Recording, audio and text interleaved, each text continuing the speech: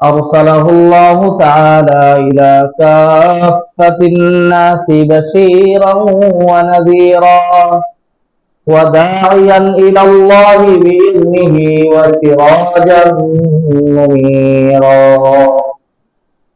أما بعد فقد قال الله تبارك وتعالى في كلامه المجيد وفرقانه الحميد: أعوذ بالله من الشيطان الرجيم. بسم الله الرحمن الرحيم.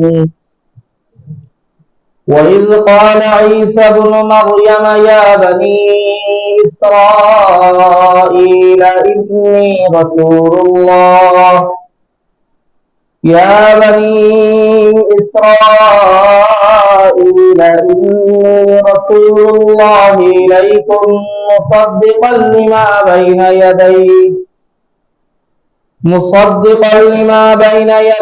من التوراة ومبشرا برسول يأتي من بعد اسمه أحمد. فلما جاءهم بالبينات قالوا هذا سحر مبين. آمنت بالله صدق الله مولانا العظيم وصدق رسوله النبي الكريم ونحن على ذلك من الشاهدين والشاكرين والحمد لله رب العالمين. সম্মানিত মুসল্লিয়ান কিরাম, গত 2-3 জুমা যাবত আমরা রাসূলুল্লাহ সাল্লাল্লাহু আলাইহি ওয়াসাল্লামের জীবনী নিয়ে আলোচনা করতেছিলাম। আলোচনার এই পর্যায়ে পৌঁছেছে যে রাসূলুল্লাহ সাল্লাল্লাহু আলাইহি ওয়াসাল্লামের জন্মের পূর্বে আল্লাহ পাক রব্বুল আলামিন জগৎবাসীর জন্য কিছু নিদর্শনাবলী পাঠিয়েছিলেন। রাসূল যে আসবেন এর জন্য আল্লাহ পাক আগে কিছু নমুনা পেশ করছেন যে হে দুনিয়ার লোক সকল, তোমরা সতর্ক হয়ে যাও, আমার বার্তাবাহক আমার সেই মহান নবী তোমাদের সামনে আসতেছেন। এই উদ্দেশ্যে আল্লাহ পাক রব্বুল আলামিন আব্রাহা বাদশার বাহিনী থেকে কুরাইশ বংশকে হেফাজত করেন। আব্রাহা যে বাহিনী নিয়ে আসছিল, প্রতিমধ্যে যত গোত্র যত কবিলা পাইছে সব কবিলাকে পরানত করে সে বীর দর্পে মক্কা পর্যন্ত এসে পৌঁছাইছে। মক্কাবাসী আব্রাহার মোকাবেলা করার মতো মক্কাবাসীর শক্তি সামর্থ্য ছিল না, কিন্তু আব্দুল মুত্তালিবের বিশ্বাস ছিল যে আল্লাহ পাক রব্বুল আলামিনের ঘর আল্লাহই হেফাজত করবেন। আব্রাহা উট নিয়ে গেল। আব্দুল মুত্তালিব ওনার উট ছাড়ানোর জন্য যখন গেলেন, আব্রাহা ওনাকে দেখা খুব সম্মান করলো, সম্মানের সাথে কাছে বসাইলো, বসায় জিজ্ঞাসা করলো যে আপনি কি জন্য আসছেন। উনি বললেন যে আমার 200 উট, আরো মানুষের কিছু উট আছে, সেগুলো আপনার লোকজন ধরে নিয়ে এসেছে, আমাদের উট গুলা ফেরত দেন। আব্রাহা আশ্চর্য হয়ে গেছে, বলতেছে আর কোন আবদার আপনার নাই? বলে না, আর কোন আবদার নাই। বলে কেন? এই যে গড় আমি ভাঙ্গার জন্য বাহিনী নিয়ে আসছি এখানে, সেই গড়ের পিছনে তো আপনার এবং আপনার পূর্বপুরুষের অনেক অবদান রয়ে গেছে। এই গড়ের প্রতি আপনাদের মহব্বত ভালোবাসা রয়ে গেছে, এই গড়ের ব্যাপারে কোনো আবদার আমার কাছে করলেন না। আব্দুল মুত্তালিব জবাব দিলেন, আনা রাব্বুল ইবিল, আমি ইবিলের মালিক, আমি উটের মালিক, এই জন্য আপনার কাছে উট ফেরত চাইতেছি। ওয়ালিল বাইতি রাব্বুন ইয়ামনাহু, আর ঘরের মালিক একজন রব আছে, ঘরের একজন মালিক আছে, সেই দরজা তার ঘরকে তিনি রক্ষা করবেন। আব্দুল মুত্তালিবের এই কথা শুনে আব্রাহা উটগুলো ছেড়ে দিল। আব্দুল মুত্তালিব উটগুলো কাবার নামে মান্নত করে দিলেন। দান করে দিয়া আব্দুল মুত্তালিব উনার কবিরার লোকদেরকে নিয়ে কাবা চত্বরে যে উপস্থিত হলেন। কাবা শরীফের সামনে দাঁড়ায় আব্দুল মুত্তালিব তাই মনোবাক্যে দোয়া করলেন, হে আল্লাহ, প্রত্যেকেই যার যার নির্মিত ঘরের হেফাজত করে। আপনি তো সেই ঘরের হেফাজত মালিক, আপনার ঘরের হেফাজত আপনি করেন। অনেক কায় মনোবাক্যে দোয়া করে তারা ওখান থেকে চলে গেলেন। আব্দুল মুত্তালিব আর কবিরার লোকদেরকে বললেন, তোমরা আর কেউ মক্কায় অবস্থান করো না, মক্কা থেকে দূরে চলে যাও সবাই। মক্কা থেকে দূরে চলে যাওয়ার পরে আল্লাহ পাক রব্বুল আলামিনের নির্দেশে আব্রাহা যখন কাবা শরীফ ভাঙার জন্য উদ্যত হয়েছে, আল্লাহ পাক রব্বুল আলামিন তার সবচাইতে ছোট, অনেক ছোট যত ছোট প্রাণী আছে, ছোট প্রাণীগুলোর মধ্যে থেকে একটা প্রাণী হলো ছোট পাখি। এই পাখির মাধ্যমে আল্লাহ পাক রব্বুল আলামিন আজ আব্রাহা বাদশার বাহিনীকে পরাজিত করে দিলেন। আল্লাহ পাক তো চাইলে এর চাইতে ক্ষুদ্র প্রাণী দিয়েও সাহায্য করতে পারেন, যেটা আল্লাহ পাক করিয়ে রেখেছেন ইব্রাহিম আলাইহিস সালাতু ওয়াস সালামের দুশমন নমরুদকে আল্লাহ পাক একটা ল্যাংড়া মশার দ্বারা সাহায্য করেছেন।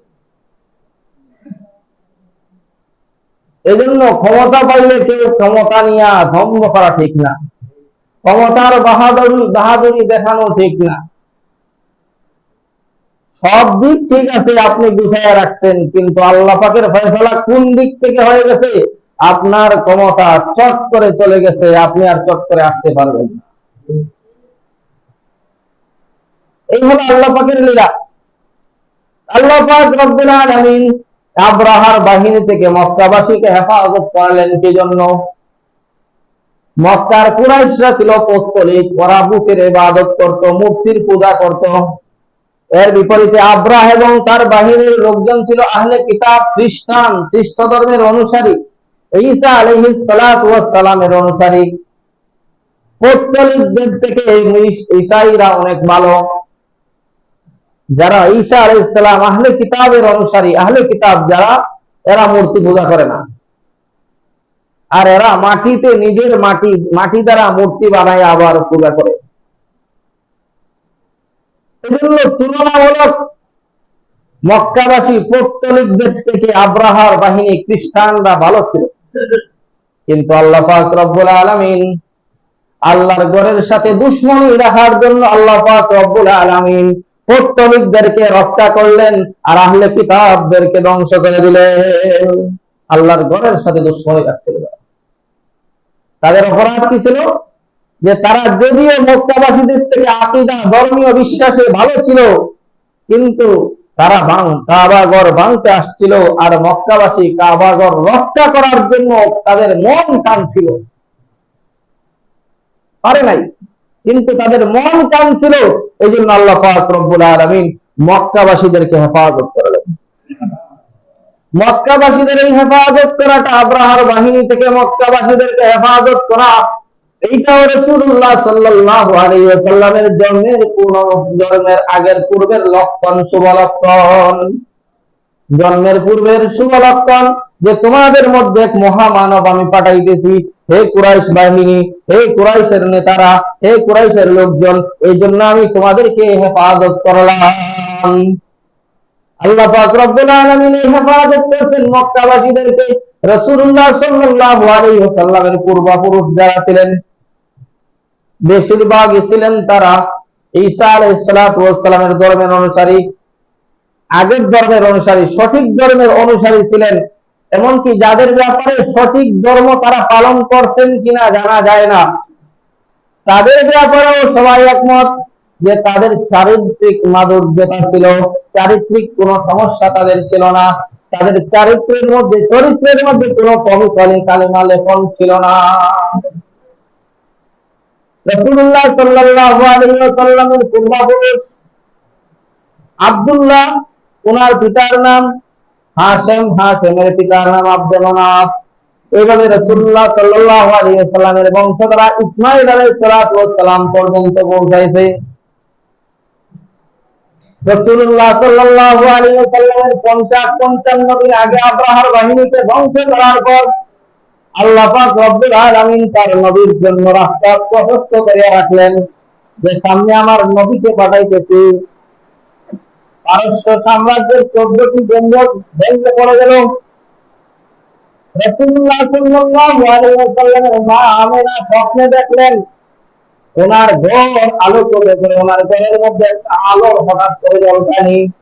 এই আলোর ঝলকানিতে ওনার চোখের সামনে সিরিয়ার বুসরা শহর পর্যন্ত সামনে চলে আসছে।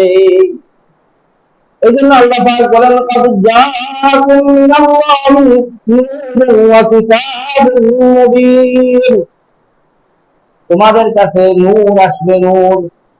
আল্লাহ পাক রব্বুল আলামিনের পক্ষ থেকে নূর আসবে। আল্লাহ পাক রব্বুল আলামিন রাসূল সাল্লাল্লাহু আলাইহি ওয়াসাল্লামের জন্মগ্রহণের পর দাদা আব্দুল মুত্তালিব রাসূলুল্লাহ সাল্লাল্লাহু আলাইহি ওয়াসাল্লামের নাম রাখেন মুহাম্মদ। দাদা আব্দুল মুত্তালিব মৃত ছেলের সন্তান হয়েছে, নাতি। এই নাতিকে পাইয়া খুব খুশি হয়ে গেছে। খুশিতে সপ্তম দিন, জন্মের 7 নম্বর দিন খাজা আব্দুল মুত্তালিব কুরাইশের সবাইকে দাওয়াত করছেন।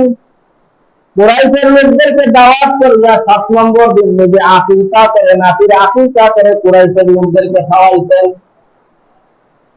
খাওয়ানোর পরে নাম রাখছেন সবার সম্মুখে মুহাম্মদ। কুরাইশের নেতারা বলে, আব্দুল মুত্তালিব, হে আবুল হারিস, ওনার বড় ছেলের নাম হারিস। এই ছেলে বলতেছে, হে হারিসের পিতা, আপনি আপনার নাতির এমন একটা নাম রাখলেন যে নামের আগে কুরাইশ বংশের কেউ রাখে নাই, আপনার পূর্বপুরুষরাও কখনো এই নাম রাখে নাই, আপনি কেন এই নাম রাখলেন?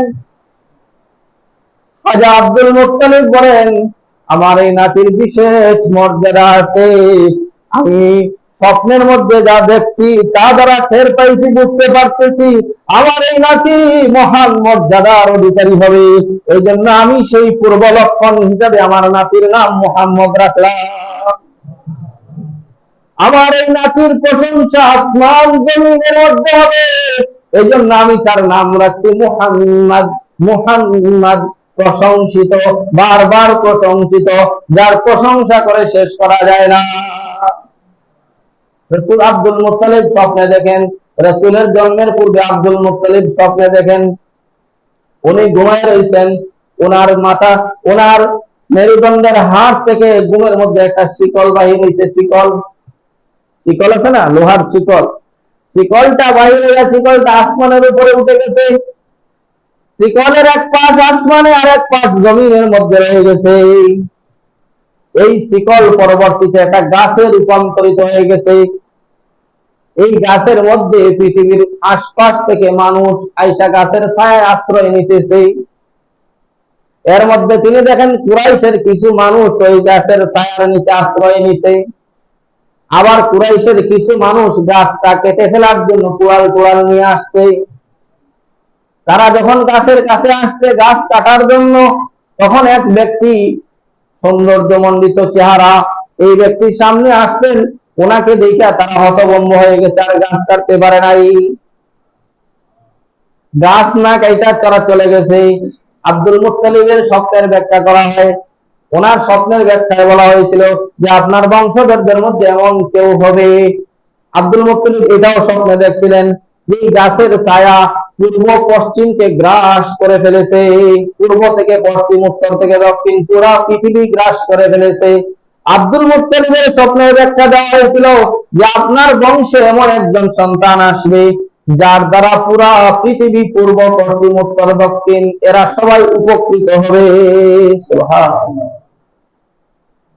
আব্দুল মুত্তালিব নাতির জন্মের পর নাম রাখলেন মুহাম্মদ। রাসূলের আরেক নাম ছিল আহমদ। মুহাম্মদ নাম আল্লাহ পাক শব্দটা কোরআনে 4 বার ব্যবহার করছেন। আল্লাহ পাক রব্বুল আলামিন বলেন, সূরা মুহাম্মদের মধ্যে 2 বার আনছেন। এরপরে যে আয়াত আমি আপনাদের সামনে তিলাওয়াত করলাম সূরাতুস সাফ, ওই আয়াতের মধ্যে আল্লাহ পাক রব্বুল আলামিন মুহাম্মদ শব্দটা আনছেন। সূরাতুল আহজাবের মধ্যে আল্লাহ পাক রব্বুল আলামিন মুহাম্মদ শব্দটা আনছেন। আল্লাহ পাক বলেন, মা কানা মুহাম্মাদুন আবা আহাদিন মিন রিজালিকুম, মা কানা মুহাম্মাদুন, আল্লাহ পাক মুহাম্মদ শব্দ ব্যবহার করছেন আবা আহাদিন মিন রিজালিকুম ওয়ালাকিন রাসূলুল্লাহি ওয়া খাতামান নাবিয়্যিন। আল্লাহ বলছেন, আল্লাযীনা কাফারু ওয়া সাদ্দু আন সাবিলিল্লাহি আযাল্লা আমালাহুম والذين آمنوا وعملوا الصالحات بما نزل على محمد وهو الحق من ربهم كفر عنهم سيئاتهم وأصلح بالهم। আল্লাহ পাক রব্বুল আলামিন তার নবীর নাম ঈসা আলাইহিস সালাতু ওয়াস সালামের মুখে আল্লাহ পাক নাম মানুষের জন্য দিয়েছিলেন আহমদ। আল্লাহ পাক রব্বুল আলামিন ঈসা আলাইহিস সালামের মাধ্যমে জগৎবাসীকে সংবাদ দিয়ে দিয়েছেন। ঈসা আলাইহিস সালাম তার সম্প্রদায় বনি ইসরাইলদেরকে বলছেন, হে বনি ইসরাইলের লোকজন তোমরা শোনো। বনি ইসরাইল বলছেন, ইয়া বনি ইসরাইল। মুসা আলাইহিস সালাম বলছেন, ইয়া কওমি, হে আমার সম্প্রদায়। আর ঈসা আলাইহিস সালাম বলছিলেন, হে বনি ইসরাইলের লোকজন। কারণ আছে, কারণ হলো ঈসা আলাইহিস সালাতু ওয়াস সালামের বাপ ছিল না। আল্লাহ পাক ঈসাকে সৃষ্টি করতেন পিতা ছাড়া, শুধুমাত্র মহিলার মাধ্যমে, মায়ের মাধ্যমে ঈসা আলাইহিস সালামকে দুনিয়াতে জন্ম দিয়েছেন। এই জন্য ঈসা আলাইহিস সালামের কবিলা ছিল না, গোত্র ছিল না। সন্তানের নসব সাবিত হয় পিতার থেকে, বাপের গোষ্ঠী যেটা সন্তানের গোষ্ঠী সেটা হয়। যেহেতু ঈসা আলাইহিস সালামের বাপই নাই, ওনার গোষ্ঠী হয়। গোষ্ঠী ছাড়া নবী হযরত ঈসা আলাইহিস সালাতু ওয়াস সালাম বনি ইসরাইলের দিকে নবী হয়েছেন, কিন্তু বনি ইসরাইলের অন্তর্ভুক্ত ছিলেন না। এই জন্য বলছেন, ইয়া বনি ইসরাইল আযকুরু, ইয়া বনি ইসরাইল। উনি বলছেন যে মুসাদ্দিকাল লিমা বাইনা ইয়াদাইয়া মিনাল কিতাব ওয়া মুবাশশিরান বিরাসূলিন ইয়াতি মিন বাদি ইসমিহি আহমদ। ওয়া ইয ক্বালা ঈসা ইবনে মারইয়াম ইয়া বনি ইসরাইল ইন্নী রাসূলুল্লাহি ইলাইকুম মুসাদ্দিকাল লিমা বাইনা ইয়াদাইয়া মিনাত তাওরাতি ওয়া মুবাশশিরান বিরাসূলিন ইয়াতি মিন বাদি ইসমিহি আহমদ। কোরআনে আল্লাহ নবীর নাম দিয়েছেন আহমদ। আহমদ মুহাম্মদ দুইটা শব্দের মূল ধাতু হলো হামদ, প্রশংসা। হামিম দাল অর্থ প্রশংসা। আহমদ দ্বারা প্রশংসা, মুহাম্মদ দ্বারাও প্রশংসা। আল্লাহ পাক রব্বুল আলামিন তার নবীর নাম প্রশংসিত বানায় দিয়েছেন। পাকিস্তানের বড় এক আলেম মাওলানা ফিদাউর রহমান দরখাস্তি রাহমাতুল্লাহ আলাইহি, ওনার বয়ান থেকে আমি শুনছি, উনি বলতেছেন মুহাম্মদ শব্দ উচ্চারণ করতে গেলে এক টুট উপরের টুট নিচের টুটকে চুমা দেয়, মুহাম্মদ।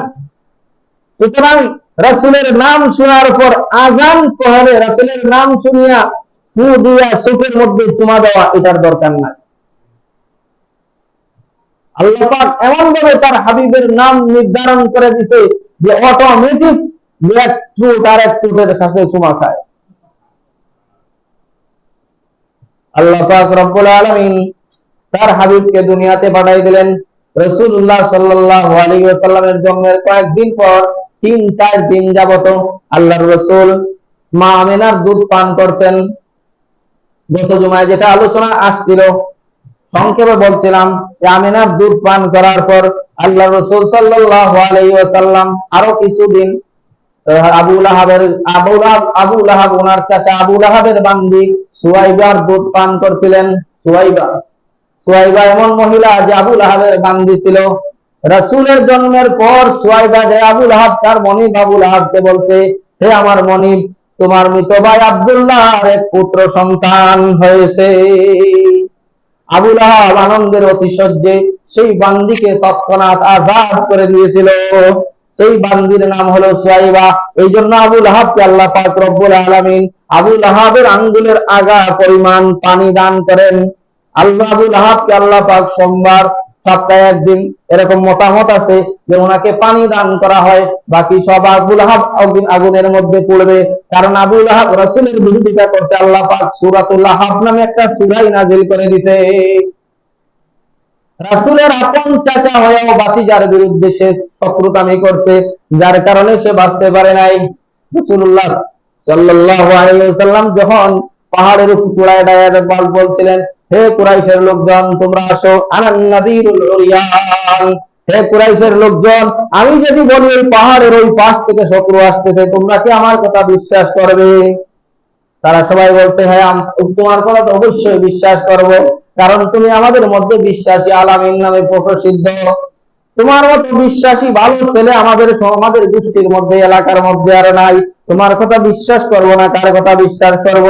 কিন্তু যখনই রাসূলুল্লাহ সাল্লাল্লাহু আলাইহি ওয়াসাল্লামের পরে বললেন, ইয়া আইয়ুহান নাস কুলু লা ইলাহা ইল্লাল্লাহ তুফলিহুন, হে দুনিয়ার লোক সকল তোমরা বলো লা ইলাহা ইল্লাল্লাহ, আল্লাহ ছাড়া কোনো মাবুদ নাই, তাহলে তোমরা সফলকাম হয়ে যাবা। এই কথা বলার সাথে সাথে সেই মক্কার লোকজন, ওনার চাচা, ওনার স্বাস্থ্য ভাই, ওনার আত্মীয় স্বজন, ওনার দুশমনে রূপান্তরিত হয়ে গেল।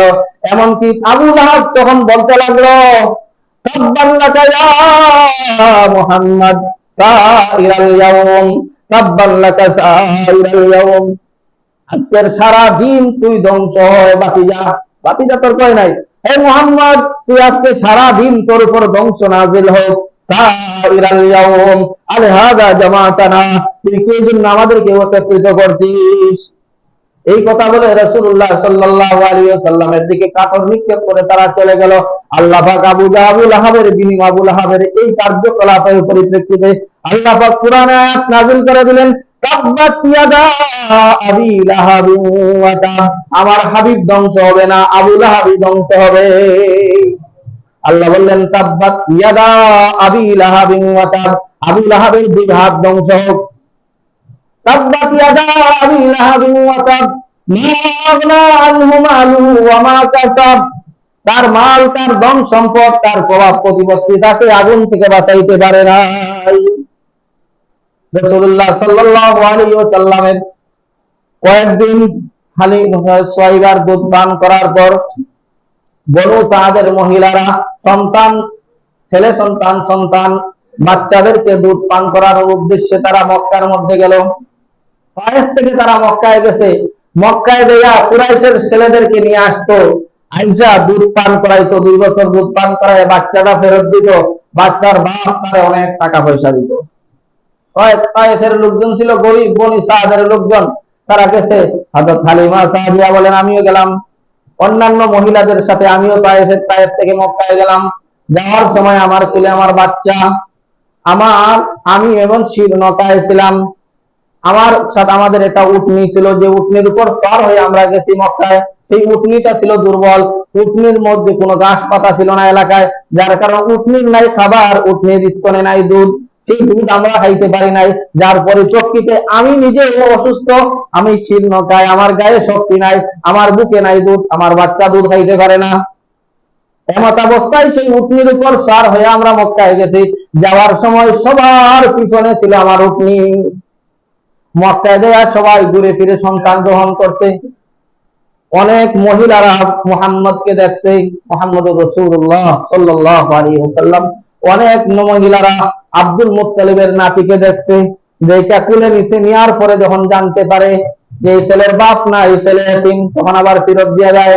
বলে এরপর আশা করা যায় না কোনো কিছু, কারণ ভবিষ্যৎ নাই, এই ছেলের চাকরি বাকরি নাই, এর ছেলের সাথে মেয়ে বিয়ে দিয়ে করবো। আমরা কই না এরকম? আমরাও তো এরকম মন্তব্য করি। তো এরকম মহিলারা মন্তব্য করছে যে এই ছেলের তো বাপ নাই, এই ছেলের থেকে কোনো উপঢৌকন আশা করা যায় না, কোনো টাকা পয়সা আমরা পাবো না, সুতরাং এই ছেলের লালন পালন করে লাভ নাই। সবাই সারাদিন দূরে সন্তান গ্রহণ করে ফেলছে, যার যার বাচ্চা নিয়ে গেছে। শুধুমাত্র হালিমা সাদিয়া কোনো সন্তান খুঁজে পান নাই। হালিমা সাদিয়া এর আগে একবার দেখে গেছেন। শেষ পর্যন্ত হালিমা সাদিয়া ওনার স্বামীকে বলেন যে আমি ওই কুরাইশের ওই তিন সন্তানটাকে নিয়ে যাব। হালিমা সাদিয়ার কপাল খুলে গেছে। হালিমা সাদিয়ার স্বামী বলেন, আচ্ছা নাও, তুমি যখন আর কোনো সন্তান পাও নাই, নাও, হতে পারে আল্লাহ পাকের মধ্যে আমাদের জন্য বরকত নিহিত রেখেছে। হালিমা সাদিয়া দেওয়া রাসূলুল্লাহ সাল্লাল্লাহু আলাইহি ওয়াসাল্লামকে নিয়ে আসলো। রাসূলুল্লাহ সাল্লাল্লাহু আলাইহি ওয়াসাল্লামকে হালিমা সাদিয়া কোলে নেওয়ার সাথে সাথে রাসূলুল্লাহ সাল্লাল্লাহু আলাইহি ওয়াসাল্লামের মুজিজা, আল্লাহর হাবিবের সম্মানার্থে আল্লাহ পাক তার সম্মান বাড়ায় দিলেন। হালিমা সাদিয়ার চোখ অন্তর চক্ষু ফেলে গেল। হালিমা সাদিয়া দেখেন ওনার স্তনে অটোমেটিক দুধ চলে আসছে। যে স্তনে দুধ ছিল না সেই স্তনে দুধ চলে আসছে। হালিমা সাদিয়া মুহাম্মদকে নিয়ে দুধ খাওয়ান, পালক পুত্র মুহাম্মদকে নিয়ে দুধ খাওয়ান। রাসূলুল্লাহ সাল্লাল্লাহু আলাইহি ওয়াসাল্লাম সেই সময় থেকে ইনসাফকার ছিলেন। রাসূল এক স্তনের দুধ পান করতেন, আর এক স্তনের দুধ উনার পালক ভাই হালিমার ছেলে আব্দুল্লাহর জন্য রেখা দিতে। রাসূল তো বুঝতেন না, কিন্তু আল্লাহ পাক কুদরতি ভাবে তার হাবিবের সাথে কখনো ইনসাফ কায়েম করেছে। রাসূল এক স্তনের দুধ পান করছেন, পরিতৃপ্ত হয়ে গেছেন, ঘুমায় পড়ছেন। আব্দুল্লাহকে হালিমা সাদিয়া ওনার সন্তান আব্দুল্লাহকে আরেক স্তনের দুধ খাওয়াইছেন। বাচ্চা দুইজন ঘুমায় পড়ছে, রাত্র হয়ে গেছে। হালিমার স্বামী উটনির কাছে গেছেন, দেখেন উটনির স্তন দুধে ভর্তি। সুবহানাল্লাহ। উটনির স্তন গ্রহণ করে ওনার স্বামী নিয়ে আসছে। স্বামী নিয়ে আসার পরে ওনারা সেই দুধ পান করছে। হালিমা সাদিয়া বলেন, অনেক দিন যাবত পেট ভরে খাইতে পারি না, অনেক দিন পর উটের দুধ পান করিয়া তৃপ্তির সাথে আমরা রাত্রে ঘুমাইলাম। দুধ এমন একটা খাবার যেটা পানীয়রও কাজ দেয়, খাবারেরও কাজ দেয়। নাইলে ছোটকালে বাচ্চাদেরকে আমরা দুধ খাওয়াই, অন্য কিছু খাবার দেই না, তো বাচ্চা বাঁচত না। দুধ এটা খাবারেরও কাজ দেয়, পানীয়রও কাজ দেয়। হালিমা সাদিয়া বলেন, পরের দিন আমরা রওনা হয়ে গেলাম, মক্কা থেকে তায়েফ চলে আসবো। তায়েফে আসার পর পথিমধ্যে যে উঠে আসার সময় সবার পিছনে ছিল, আমার চোখ খুলে গেল। আমি দেখতে থাকলাম এই বাচ্চা মুহাম্মদ, একে খুলে নেওয়ার পর যে বরকত গুলো বারাকাত আমি আমার সচক্ষে অবলোকন করতে থাকলাম। যে উটনি সবার পিছনে ছিল যাওয়ার বেলায়, আসার সময় মক্কা থেকে আমরা যখন তায়েফে ফিরতেছি, এই উটনি সবার আগে চলা শুরু করলো। কারণ এই উটনির গাড়ে, এই উটনি জানতো তার পিঠে দু জাহানের সরদার, তাজদারে মুহাম্মদ, তাজদারে মদিনা, জিগর গুশায়ে আমেনা মুহাম্মদুর রাসূলুল্লাহ সাল্লাল্লাহু আলাইহি ওয়াসাল্লাম সওয়ার হয়েছেন। এইজন্য উটনির গতি বেড়ে গেছে, উটনিকে থামানো যাইতেছে না। অন্যান্য মহিলারা বলতেছে, হালিমা তোমরা আসার সময় যে উটনিতে আসছিলা সেই উটনি নাকি এটা? বলে হ্যাঁ আমাদের সেই উটনি। বলে এই দেখি তো আর গতি বেড়ে গেছে। বলে হ্যাঁ আমিও তো তাই দেখতেছি, উটনির গতি বেড়ে গেছে, বুঝতেছি না কি কারণ। হালিমা সাদিয়া গেলেন, বাড়িতে গেলাম। যাওয়ার পরে আমার বকরিগুলা মাঠের মধ্যে চড়ানোর জন্য পাঠাই। বকরিগুলা মাঠে চড়াইয়া ঘুরে ফিরে চলে আসে। সন্ধ্যাবেলা দেখি বকরির স্তন দুধ ভর্তি, অথচ অন্যান্য মালিকের উটনিগুলা একই জায়গায় চড়ে, তাদের দুধ নাই। অন্যান্য মহিলারা তাদের মালিকরা রাখালদেরকে বলে, এই হালিমার ছাগল কোন জায়গায় চড়ে রে? হালিমার ছাগল যে জায়গায় চড়ে তোমাদের ছাগল গুলো ওই জায়গায় নিয়ে যাবা। হালিমার ছাগল উদর ভর্তি করে ঘাস খেয়ে আসে, আর তোমাদের ছাগলের পেট খালি থাকে, ব্যাপার কি? ওরা তাই করলো। পরের দিন হালিমা সাদিয়ার ছাগল যে জায়গায় গেছে, তাদের ছাগল গুলো ওই জায়গায় নিছে। সন্ধ্যাবেলা ফলাফল আগের মতোই, হালিমার ছাগলের পেট ভর্তি, দুধে স্তন ভর্তি, অথচ অন্যান্য মহিলাদের ছাগল গুলা পেট খালি, দুধ নাই। এই অবস্থা করতে থাকলো। কিছুদিন আল্লাহর রাসূল সেখানে থাকলেন, একটু বড় হয়ে গেলেন। ওনার পালিত ভাই দুধ ভাই আব্দুল্লাহর সাথে ছাগল চড়াইতে যাইতেন। রাসূলকে দিয়ে আল্লাহ ছাগল চড়ানোর জন্য দুই ভাই গেছেন। দুধ ভাই এটা কিন্তু আপন ভাইয়ের মতো। যেই মহিলার দুধ কেউ খায়ালায়, 2 বছরের ভিতরে যদি কোনো মহিলার দুধ কোনো সন্তান পান করে, ওই মহিলা তার জন্য আপন মায়ের মতো হয়ে যায়। ওই মহিলার মেয়ে তার আপন বোন হয়ে যায়। ওই মহিলার নাতি তার আপন ভাগ্নি হয়ে যায়। ওই মহিলার মেয়ে, ওই মহিলা, ওই মহিলার নাতি, ওই মহিলার বংশধর, ওই মহিলার মা, তাদের কাউকে বিয়ে করা না যায়। আল্লাহ রাসূল সাল্লাল্লাহু আলাইহি ওয়াসাল্লাম ওনার ভাইয়ের সাথে উট ও ছাগল চড়াইতে গেছেন। একদিন ছাগল চড়াইতেছিলেন, হঠাৎ করে ওনার ভাই আব্দুল্লাহ দৌড়াইয়া বাড়িতে আসছে। আয়েশা বলতেছে, আম্মা আম্মা, আমার কুরাইশি ভাইকে দুইজন মানুষ আয়েশা শুয়ায়া তার কলিজাটা ফাইরা লাইছে।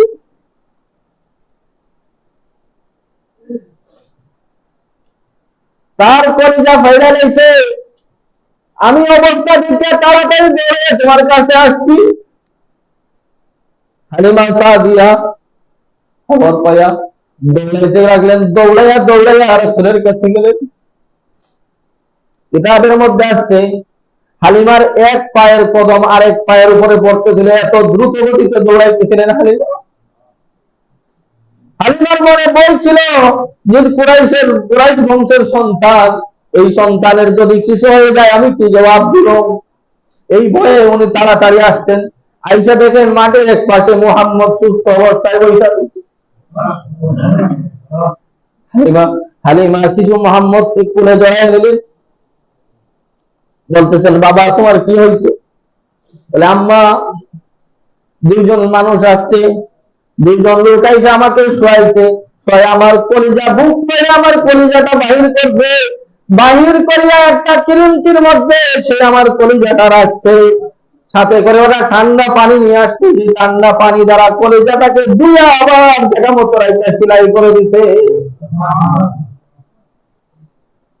রাসূলুল্লাহ সাল্লাল্লাহু আলাইহি ওয়াসাল্লামের জীবনের এইটাই হলো শাক্কে সাদর, প্রথম বুক বিদীর্ণ হয় রাসূলের। আল্লাহ পাক রব্বুল আলামিনের তার হাবিবের বুক ছিদ্র করে কলিজা বাহির করিয়া জিবরাইল এবং মিকাইলের মাধ্যমে পরিষ্কার করে দোয়ায় আবার জায়গা মতো রাখার ব্যবস্থা করছে। দ্বিতীয়বার রাসূলুল্লাহ সাল্লাল্লাহু আলাইহি ওয়াসাল্লামের বয়স যখন 10 বছর হয়ে যায়, আবার আল্লাহ পাক ওই দুই ফেরেশতাকে পাঠাইয়া রাসূলের বক্ষ বিদারণ বিদীর্ণ করাইছেন, সিনা চাপ করাইছেন। ওনারা আবার দুইয়া তারপরে থইয়া গেছে। 3 নম্বর বার রাসূলুল্লাহ সাল্লাল্লাহু আলাইহি ওয়াসাল্লাম 40 বছর বয়স হয়ে গেলে নবুয়ত যখন পাবেন, নবুয়ত প্রাপ্তির মুহূর্তে আল্লাহ পাক রব্বুল আলামিন তার হাবিবের সিনা চাপ করান। চতুর্থবার তার কলবকে ধুইয়া মুছে পরিষ্কার করে দেওয়া হয়।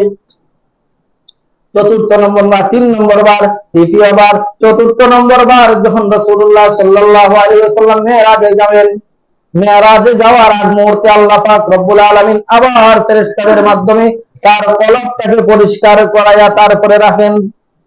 4 বার রাসূলের জীবনে 4 বার সিনা চাপ হয়েছে, 4 বার সিনা চাপ হয়েছে।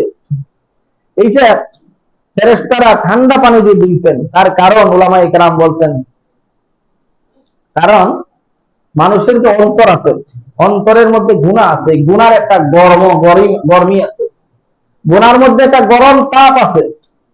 এই তাপটাকে মিটানোর জন্য ঠান্ডা পানি দরকার। এই জন্য আল্লাহ পাক রব্বুল আলামিন এটাও বলে, আল্লাহ কোরআনে কারীমে আল্লাহ বলছেন, আল্লাযীনা ইয়াকুলুনা আমওয়ালাল ইয়াতামা যুলমা ইন্নামা ইয়াকুলুনা ফী বুতুনিহিম নারা, যারা এতিমের মাল অন্যায়ভাবে খায় তারা যেন তাদের পেটের ভিতরে আগুন ঢুকাইছে। এতিমের মাল অন্যায়ভাবে খাওয়া পেটের ভিতরে আগুন ঢুকানোর মতো, তার মানে গুনাহ যেটা এটা আগুনের মতো রূপান্তরিত হয়ে যায়। এই গুনাহকে কিভাবে ঠান্ডা করতে হবে আল্লাহ এবং তার রাসূল সেটা শিখিয়ে দিয়েছেন। রাসূলুল্লাহ সাল্লাল্লাহু আলাইহি ওয়াসাল্লাম বলেন, আস-সাদকাতু তুতফি, আস-সাদকাতু তারুদ্দুল বালা। আল্লাহ রাসূল সাল্লাল্লাহু আলাইহি ওয়াসাল্লাম বলেন যে গুনাহর যেটা আছে, বিপদ আপদ যেটা আছে, এটা ঠান্ডা পানি দ্বারা তোমরা এটা দূর পরিষ্কার করো। এমনকি আল্লাহ রাসূল বলেন, আল্লাহুম্মা বা'id বাইনা খাতায়ায়া কামা বা'adta বাইনাল মাশরিক ওয়াল মাগরিব ওয়াগসিল খাতায়ায়া বিমা'is সালজি ওয়াল বারাদ। হে আল্লাহ পাক, আমার অন্তরকে ধুলা পরিষ্কার করে দেন ঠান্ডা পানি দ্বারা, বরফের পানি দ্বারা। রাসূলুল্লাহ সাল্লাল্লাহু আলাইহি ওয়াসাল্লামের এই সিনা 4 বার বিদীর্ণ করার কারণ, প্রথমবার রাসূল যখন ছোট ছিলেন, এইবার আল্লাহ পাক করাইলেন এই কারণে যে প্রথমবার করানোর কারণ হলো যাতে কি রাসূলের অন্তরে গুনার প্রতি যে আকর্ষণ সেটা যেন পরিষ্কার হয়ে যায়, গুনাহ যাতে গুনাহ করার প্রতি কোনো আগ্রহ না থাকে, এই জন্য রাসূলের অন্তরকে প্রথমবার দৌত করানো হয়। দ্বিতীয়বার দৌত করানো হয় কেন? দ্বিতীয়বার দৌত করানো হয় 10 বছর বয়স হলে ছেলেরা বাচ্চারা খেলাধুলার প্রতি আগ্রহী থাকে, রাসূল যাতে খেলাধুলার প্রতি আগ্রহী না হন এই জন্য দ্বিতীয়বার রাসূলের সিনাকে পরিষ্কার করা হয়। 3 নম্বর বার নবুয়তের মুহূর্তে, নবুয়ত প্রাপ্তির মুহূর্তে আল্লাহর রাসূলের সিনা পরিষ্কার করা হয় কেন? কলবকে পরিষ্কার করা হয় যাতে নবুয়তের নূর তিনি তার অন্তরের মধ্যে ধারণ করতে পারেন।